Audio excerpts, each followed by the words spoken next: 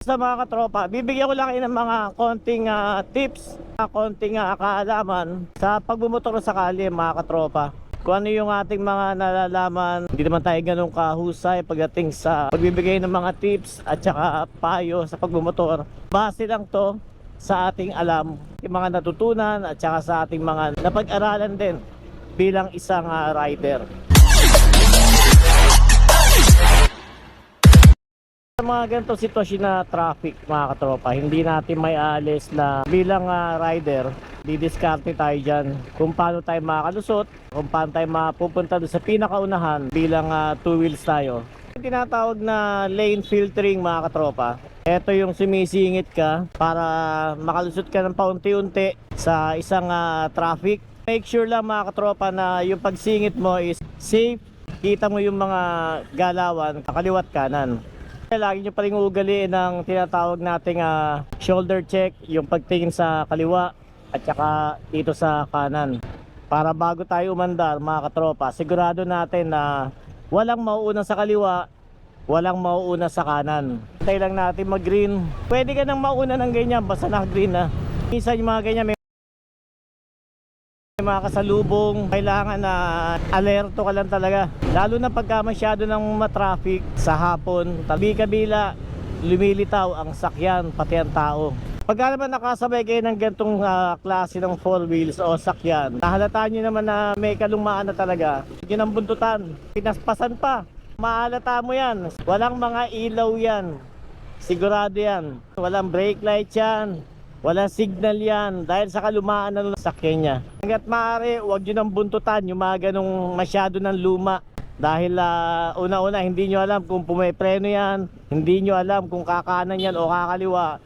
Kaya pinakamaganda, layuan nyo na lang yung mga ganyan. Pagka ganyan may humihinto, hindi lang tinatabi talaga yung jeep, diyan minsan nagkaka-traffic. Huwag tayong pupwesto ng ganito na nasa pinakalikod ka, kasi hindi ka kita nyan. Kailangan nandito ka sa side, nakita ka sa side mirror. Pagka tumingin siya sa side mirror, alam niya nandun ka. Kaya naman mga ganito at inalaw naman ng mga enforcer na dumaan sa dito sa bandang kaliwa dahil sobrang bigat ng traffic. Make sure lang na yung mga makakasalubong natin, matansya din natin yung bilis at saka matansya natin kung gaano kalalaki yung pwede natin masalubong. Para may oras pa tayo para tumabi sa kanan. Ang motor talaga ginawa ito para kung saan sumingit. Kaya nga siya two wheels lang. Yun lang ang pinakalamang niya sa mga sasakyan na apat ang gulong. Kahit saan pwede ito sumingit basta kasya.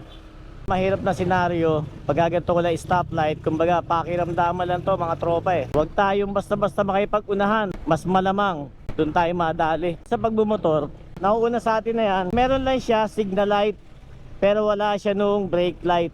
Pagka yan pumreno, hindi mo alam kung pumreno siya o hindi dahil hindi ilaw yung tail light niya. So delikado yun. Dapat ganyan, iilaw na ganyan para alam mo humihinto siya.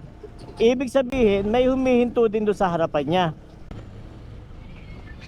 Siyempre busina, pagka ganyan bubusina ka talaga dapat dahil bigla-bigla may lumilitaw sa kanan or sa kaliwa.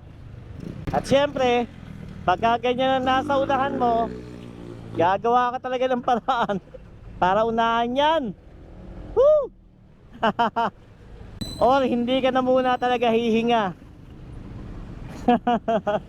Pagkaganto kasi katindi yung traffic, hindi na may iwasan na nadadaanan talaga yung bike lane. Ayan kaya nga na doon sila lahat sa bike lane. Isa kasi pinapayagan na rin ng mga traffic enforcer na daanan yan, lalo na pagkaganyang sobrang makipot nila yung daanan.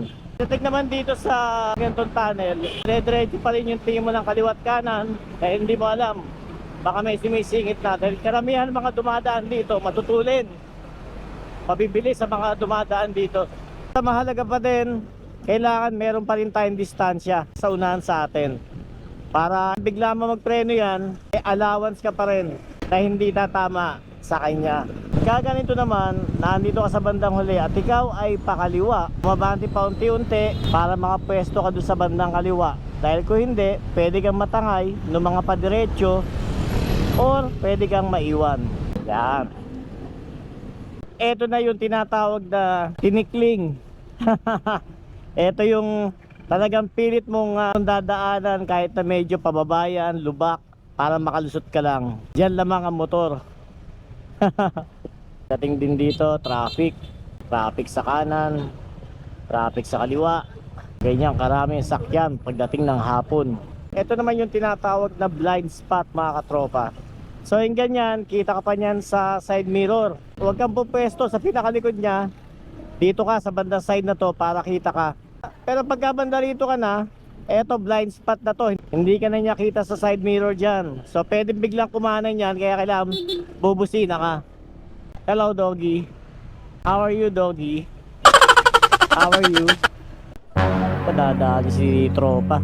Bigla, hindi natin nakunan, bigla siyang kumaliwag. Okay. So okay daw yun. Wala daw problema. Tuloy, ang larga.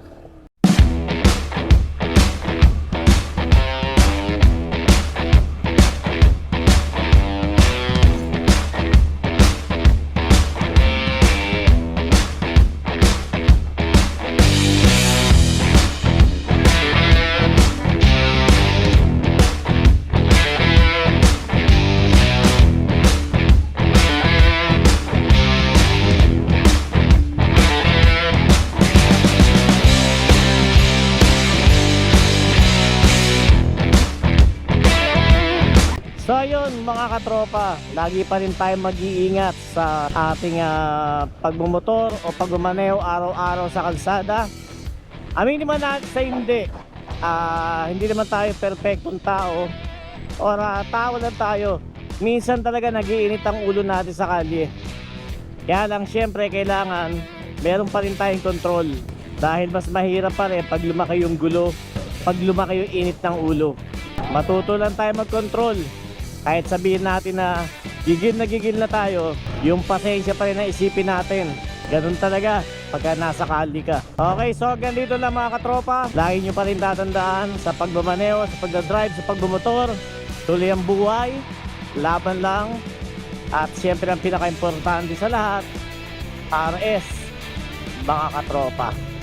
Alright, let's go!